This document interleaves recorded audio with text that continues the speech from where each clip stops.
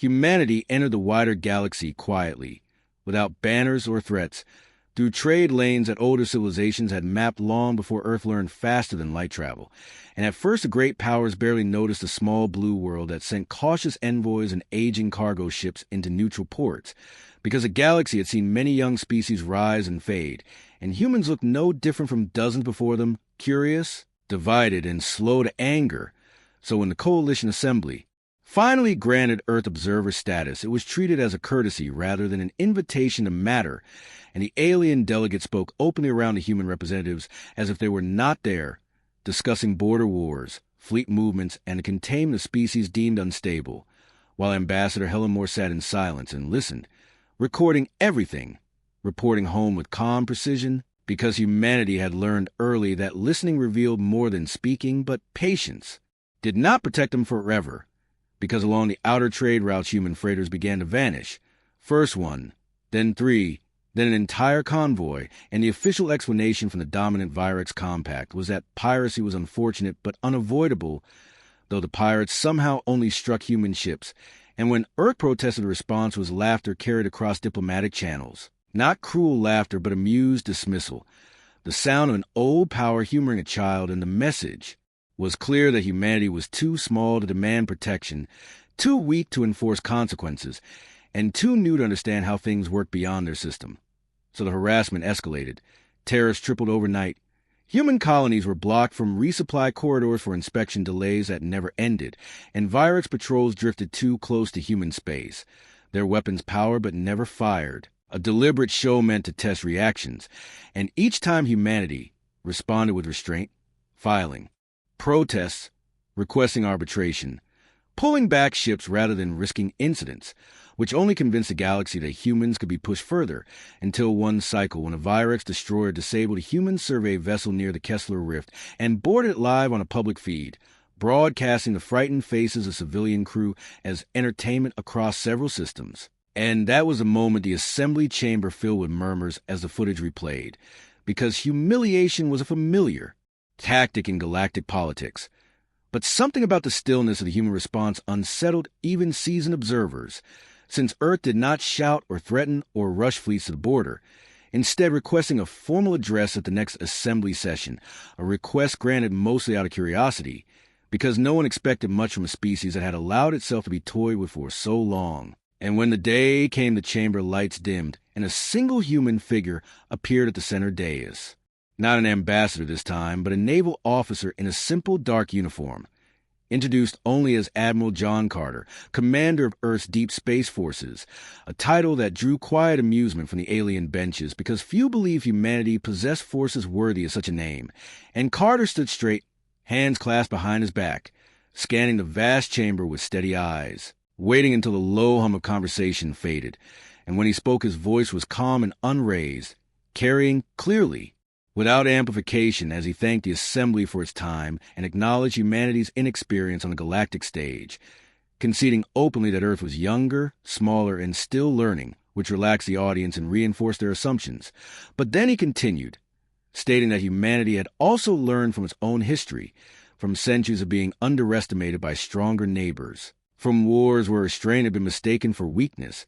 and he explained that humans had chosen patience not because they lacked the ability to respond, but because they had hoped the galaxy would choose cooperation over dominance. And as he spoke, data began to scroll silently behind him, not dramatic images, but timelines and numbers showing lost ships, blocked routes, recorded violations, each one documented and verified. And Carter noted that humanity had endured these actions while quietly preparing for possibility that patience would fail, because preparation, he said, was a human instinct as old as fear itself. And when murmurs rose again, he raised one hand slightly, not in command but in request, and the room still despite itself. And Carter then delivered the line that would be replayed across the galaxy for decades, telling them that humanity was done being toyed with, not because it wanted war, but because it would no longer allow others to decide the value of human lives. And he informed the assembly that as of that moment, Earth was withdrawing from all contested trade lanes, not in retreat but in consolidation, that all human civilian traffic had already been rerouted, and that every human colony was now under full defense protocols, a statement that drew laughter from a Virex delegation until Carter added that any further interference with human assets would be interpreted not as piracy or misunderstanding, but as deliberate aggression. And he concluded by stating that humanity would respond in a manner proportional to its own understanding of survival, not to the expectations of others. And then he stepped back without waiting for questions, the feed cutting cleanly as the chamber erupted into debate, while far from the assembly, in the quiet dark beyond mapped space, human fleets that had never been registered or observed completed their final readiness checks, engines cold,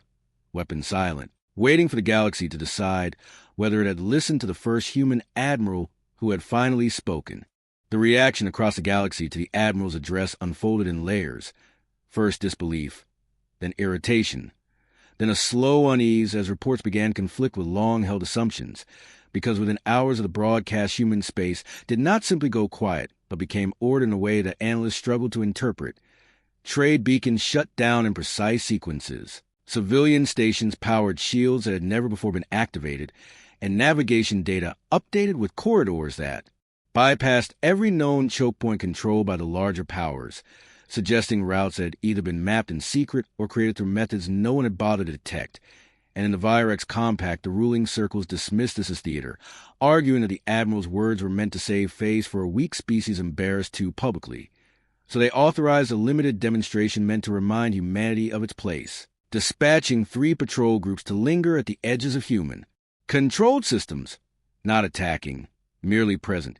Their commanders instructed to provoke responses and record them. Yet when the patrols arrived, they found automated warnings already waiting, clear and unemotional messages stating that the zones ahead were restricted and that entry would be logged. The Virex ships crossed anyway, confident that humans would do nothing. And nothing did happen at first. Hours passed with no challenge. No threats, no visible fleets, which only encouraged mockery. Across Virex channels, until one patrol attempted to lock sensors onto a human relay station and discovered its targeting systems would not resolve, as if the object refused to exist at a fixed point. And when they tried to adjust frequencies, the same result occurred, while their own internal diagnostics began to lag, not failing outright, but desynchronizing just enough to cause unease. And the patrol commander reported interference, receiving orders to press closer, and that was when the human response finally came, not as weapons fire, but as a simple transmission identifying the patrol by host signature and captain name, informing them that their systems had been mapped, that the interference they were experiencing was a passive containment field designed to prevent escalation, and that they were free to leave at any time, the tone polite and firm, which unsettled the Virex crew more than open threats would have, because it implied control without effort. And when the patrol withdrew, the containment vanished instantly, leaving behind recordings that would later be studied in disbelief. While on Earth, Admiral Carter met with civilian leadership and fleet commanders in a secure chamber beneath the planet's surface, a place built generations earlier for wars that never came. And he reviewed the same data calmly, reminding his officers that restraint remained the objective unless forced otherwise, because the galaxy needed to see consistency, not impulse. And among those present was Fleet Captain Laura Bennett, veteran of border defense, and one of the few humans who had engaged alien forces before, who questioned whether the Virex would accept this boundary without pushing harder, and Carter agreed they would not, explaining that dominance cultures interpreted limits as challenges, which was why humanity had prepared layered responses that revealed capability without yet revealing scale. And as if summoned by the prediction, intelligence updates arrived, confirming that the Virex Compact had authorized seizure of a human mining outpost near the Helios Fringe, a remote facility with minimal population but symbolic value, and Carter authorized Phase 2 without hesitation, ordering a task group to intervene under strict rules, no first strikes, no pursuit beyond defined limits. And the task group moved through routes no alien sensors tracked, emerging within minutes of the outpost to find Virex Marines already boarding, the human ships appearing. Without warning, not decloaking but resolving into visibility as if reality had caught up with them, and the Virex commander demanded immediate withdrawal, asserting compact authority, to which the human task group replied by broadcasting the original assembly address in full, followed by a brief statement that the outpost was under human protection, and when the Virex fired warning shots that deliberately missed, The human ships responded by disabling the boarding vessels with precise energy, bursts that fried propulsion and power but left hulls intact, drifting helplessly while human Marines secured their own outposts without firing a single lethal shot. An entire exchange lasted less than 6 minutes, recorded by multiple observers and leaked almost instantly, spreading faster than any official statement, forcing neutral powers to reevaluate long-standing assumptions about human technology and doctrine because the humans had demonstrated an ability to control engagements at will, choosing when violence occurred and when it did not. And in the aftermath, the Virex Compact convened an emergency council where voices that had once laughed now argued over whether they'd already crossed a line that could not be uncrossed. While on Earth, Admiral Carter stood before a quiet room of officers and said only that the galaxy was beginning to listen and that the next test would determine whether it truly understood what had been told, as human fleets remained poised in silence, waiting not for orders to attack, but for the moment when restraint would no longer be enough. The seizure attempt at the Helios Fringe changed the tone of galactic politics almost overnight, because while small skirmishes were common along borders of precision and restraint of the human response unsettled observers who were used to displays of overwhelming force or total capitulation, and intelligence agencies across dozens of systems began quietly revising their threat models as intercepted data suggested humanity possessed a depth of capability that had never been disclosed. Yet the Virex Compact could not afford to appear weak, especially not to a species they had publicly mocked.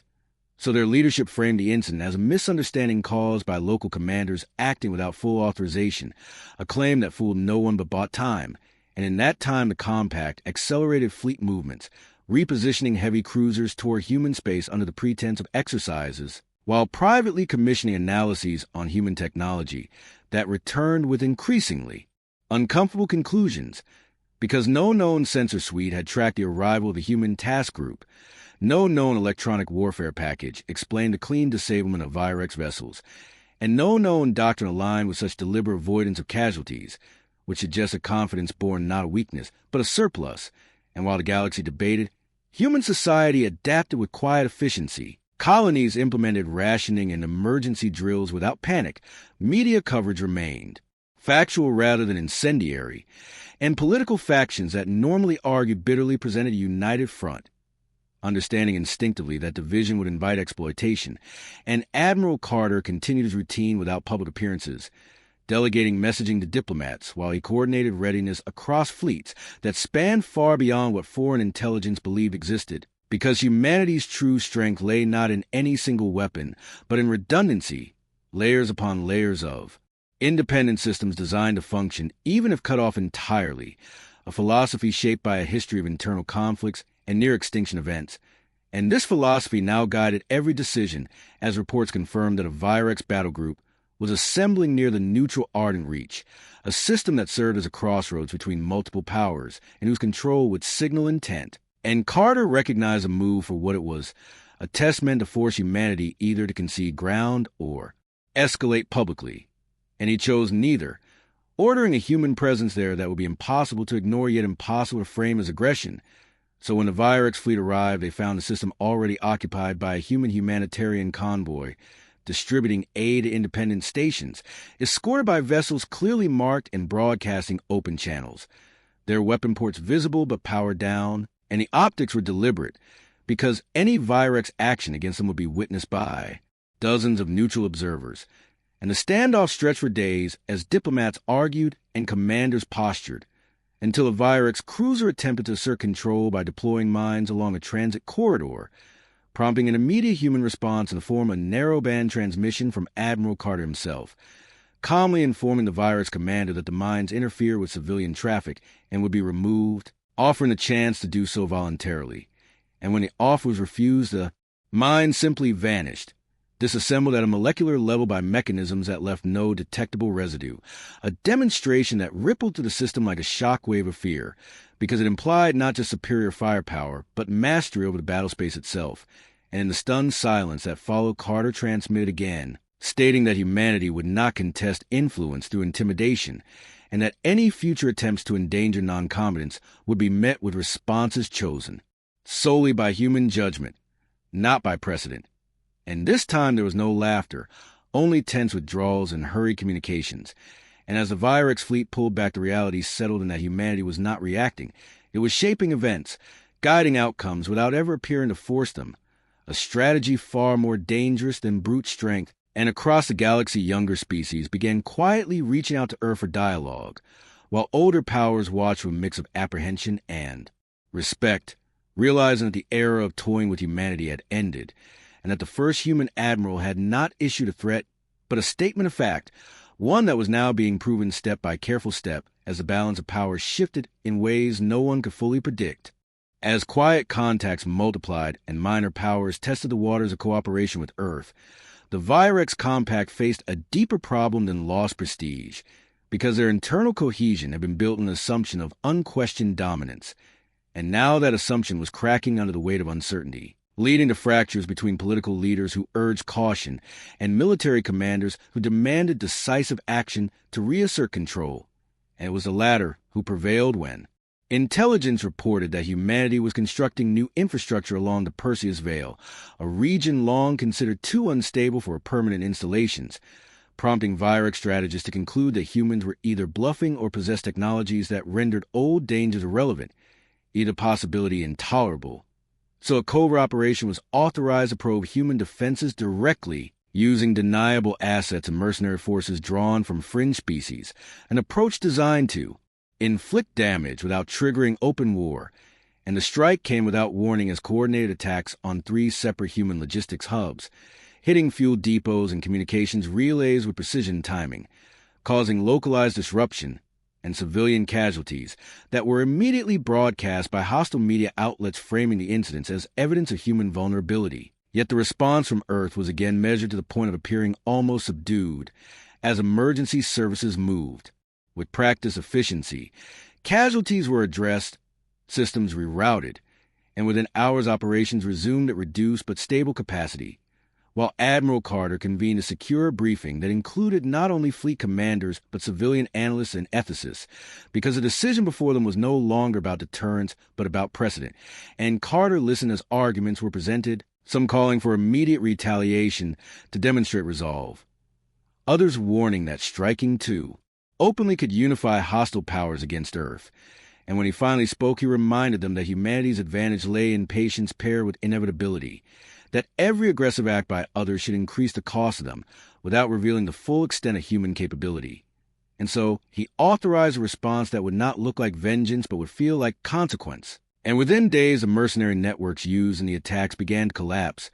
not through assassination or overt raids, but through cascading failures as accounts were frozen, ships impounded in neutral ports on the basis of meticulously prepared legal claims, supply contracts voided due to newly enforced safety standards that only human regulators seemed prepared to audit in detail, and communications intercepted just enough to sow mistrust among partners, leading to infighting and defections that exposed Virex involvement beyond plausible deniability. And as evidence surfaced, it was presented calmly at the assembly by Ambassador Moore, who spoke without accusation, laying out timelines and transactions with the same precision Carter had shown earlier. And the effect was devastating because it reframed the conflict not as a clash of fleets, but as a pattern of irresponsible behavior by a power that claimed to uphold order. And when the Virex delegation attempted to object, they found support evaporating as neutral states distanced themselves, unwilling to be associated with covert violence against civilians. And behind the scenes, Carter ordered the activation of deeper defensive layers, moving assets that had never left human space into positions that subtly altered the strategic map, establishing overlapping fields of influence that did not violate any treaties, but effectively limited hostile maneuvering. And analysts across the galaxy struggled to keep up as new data suggested human reach extended far beyond previous estimates, not through conquest, but through logistics, alliances, and infrastructure that made isolation impossible. And for the first time, Virex commanders began to question whether a direct confrontation would be survivable at all, as simulations produced outcomes where initial engagements favored the Compact, but long-term projections showed catastrophic attrition against an opponent that adapted faster than models allowed. And the psychological toll of this realization spread through their ranks, eroding confidence and discipline. While on Earth, public messaging remained steady and unsensational, emphasizing resilience and cooperation, avoiding triumphalism, because Carter understood that fear was a sharper weapon than pride, and as months passed without open war, the galaxy settled into an uneasy recalibration, one where humanity was no longer the subject of jokes or casual threats, but a variable that demanded serious consideration. And the question no longer asked was whether humans could be beaten, but what the cost of trying would be.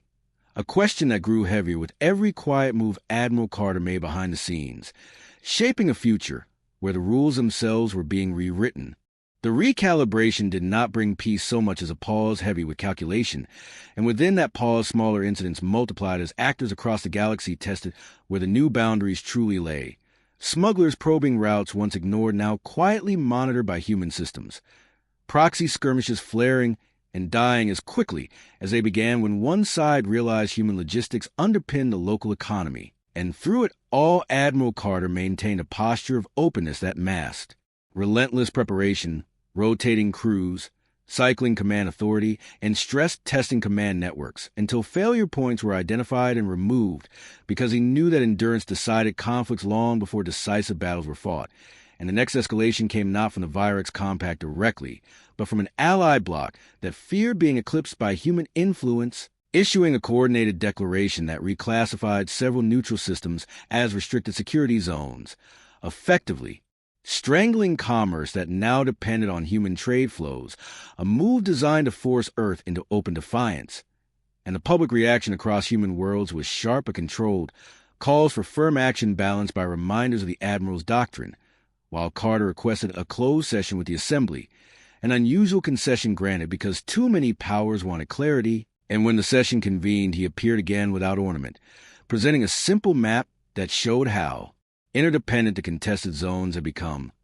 Then he did something unexpected by inviting independent captains and station masters to testify, voices usually absent from grand councils, who spoke plainly about delays, shortages, and the risk of famine if corridors remained closed, shifting the narrative from power politics to human cost. And when representatives of the bloc attempted to counter with security concerns, Carter acknowledged them and offered a solution, proposing a jointly monitored transit framework built on human infrastructure, but overseen by neutral auditors, a structure that would guarantee transparency while preserving access, an offer that seemed reasonable to many and intolerable to those who thrived on unilateral control. And when the bloc rejected it outright, the consequences unfolded without spectacle, because insurance markets recalculated risk overnight using data human analysts had quietly shared. Premiums spiked for ships operating under the new restrictions. Ports adjusted fees accordingly, and within weeks the restricted zones were economically hollowed, forcing local authorities to petition for exemptions they could not secure without revisiting the original declaration. And the lesson spread faster than any battle report that human power expressed itself through systems others depended on but could not easily replicate. And in the Virex Compact, this lesson reignited the internal divide as hardliners argued that only a decisive strike could break the human web, pointing to intelligence that suggested a vulnerability in a human-forward logistics node near the Perseus Veil. And despite growing doubts, a plan was approved for a rapid assault meant to shatter the illusion of inevitability. And the strike came as a concentrated barrage aimed at overwhelming defenses before human adaptability could respond. Yet when the attack began, it found not a fragile node, but a distributed network that absorbed damage and rerouted, functioned in real time. And human forces responded with a level of coordination that revealed the depth of their preparation, intercepting threats, isolating attackers, and pushing them into zones where human control of information and movement turned speed into a liability. And engagement did not end with annihilation, but with capture. Entire Virex squadrons disabled and contained, their crews treated according to conventions many had dismissed as weakness, and the aftermath was seismic as images of intact Virex ships under human custody circulated, contradicting years of propaganda. And Carter addressed the galaxy once more, stating that humanity would release crews and vessels after inspections, not as mercy, but as proof that dominance was not the objective, stability was, and that any future assaults would be met with measures chosen not to punish but to remove the capacity for harm, a message that landed with chilling clarity, because it suggested that humanity could dismantle threats piece by piece without ever needing to declare total war. And as the captured crews returned with stories of professionalism and restraint that could not be silenced, the resolve of those who had toyed with humanity began to fracture, leaving the galaxy facing a new reality shaped not by explosions and conquest, but by the steady voice of the first human admiral who had turned patience into an instrument of power. The return of captured crews created ripples that no amount of censorship could fully contain, because those who came back spoke not of brutality or terror, but of an enemy that had not behaved like an enemy at all, describing disciplined procedures, clear rules, and an almost unsettling calm that contrasted sharply with the fear-driven narratives their leaders had relied on, and this quiet contradiction spread through military ranks and civilian networks alike, weakening the will to escalate. Even as political leadership searched for ways to regain control of the story, and Admiral Carter understood that this was the most dangerous phase, when old powers felt cornered not by defeat, but by exposure.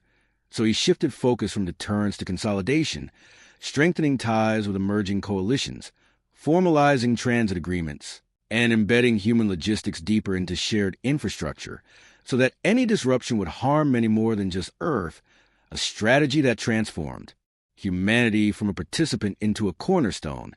and the galaxy adjusted unevenly as some embraced the stability this brought while others resented the loss of unilateral leverage. And among the latter, a final faction within the Virex Compact began to act independently, convinced that Carter's restraint masked hesitation, and they authorized a desperate maneuver aimed not at human fleets, but at perception itself, launching a coordinated information assault paired with a limited kinetic strike on a marginal human colony, calculating that images of destruction would force humanity either into overreaction or loss of credibility. And the attack succeeded only in the narrowest sense, as structures were damaged and lives lost before defenses fully engaged. But the human response followed a pattern now familiar, yet still underestimated, because instead of immediate retaliation, Carter ordered full transparency, releasing censored data, timelines, and even internal communications that showed the attack unfolding and the human response in real time, stripping away the fog in which propaganda thrived.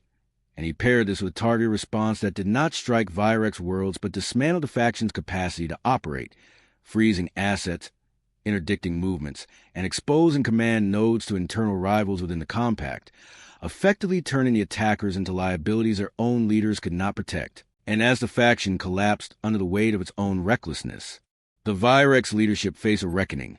forced to choose between continued hostility that now promised only isolation or an acknowledgement of failure that might preserve what influence remained. And in a closed session they chose the latter, requesting mediated talks with Earth under neutral oversight, a request that would have been unthinkable cycles earlier, and Carter agreed without delay, not as a concession but as confirmation of the path he had laid out from the beginning. And the talks that followed were tense but transformative as boundaries were formalized, reparations negotiated,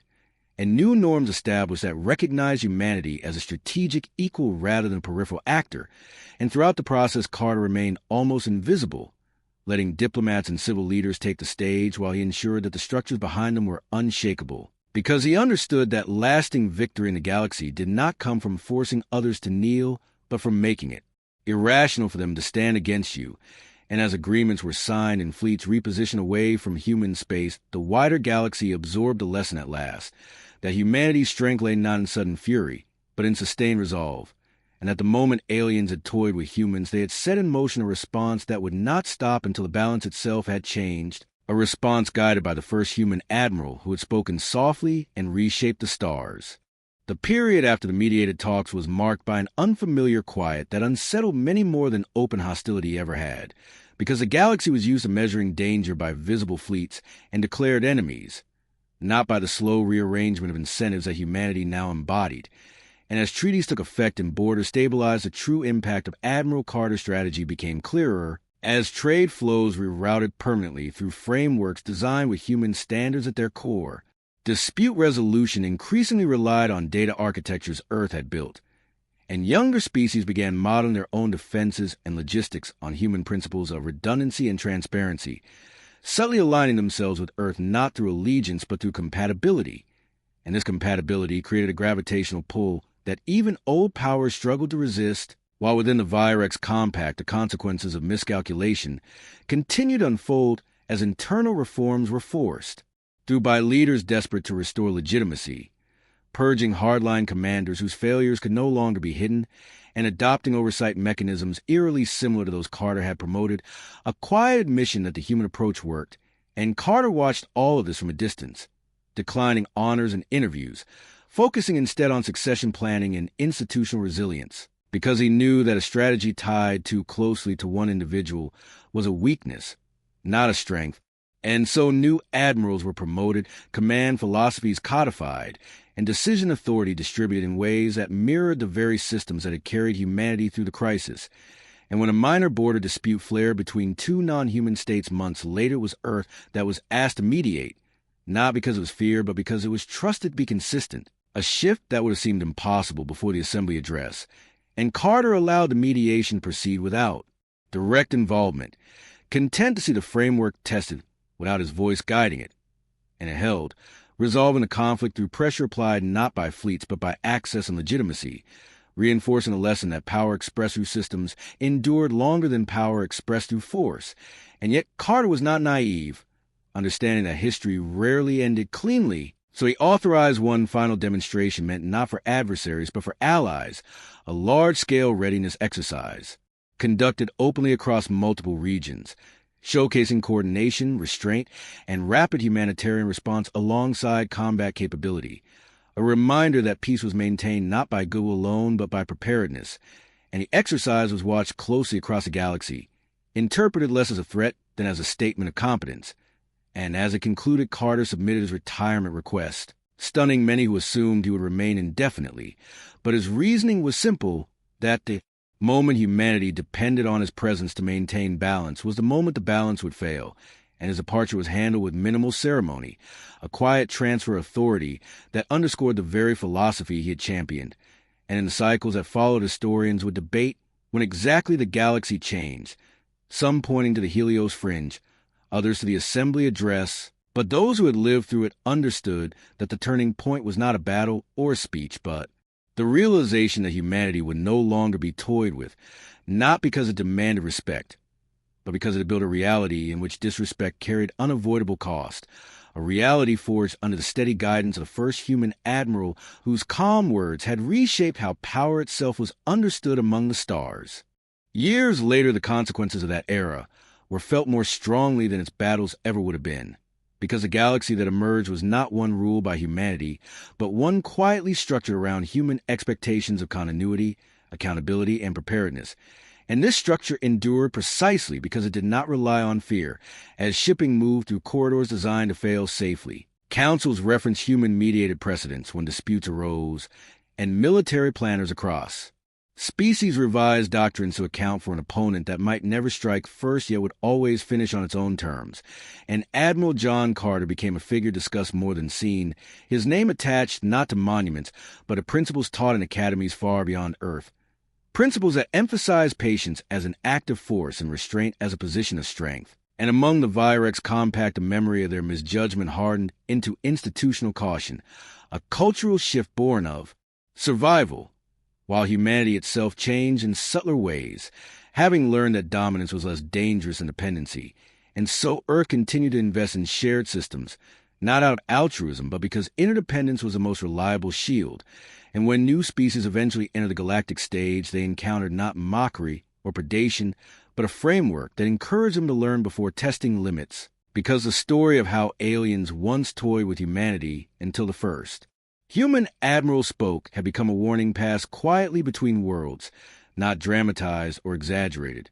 Simply told as fact that humans had waited, prepared, and then reshaped the balance without rage or spectacle, and that the galaxy had not been conquered but reordered by a species that understood something fundamental, that power used sparingly lasted longer than power spent loudly. And so the final lesson of that age settled into common understanding, that provoking humanity did not lead to annihilation or submission, but to an irreversible shift in how the game was played, a shift that left no room for those who believed strength was proven through cruelty. And as the stars turned and new conflicts rose and felt the legacy of that moment remained, embedded in routes, laws, and expectations, a quiet constant reminding the galaxy that the day humans stopped being underestimated was the day they stopped needing to prove themselves at all.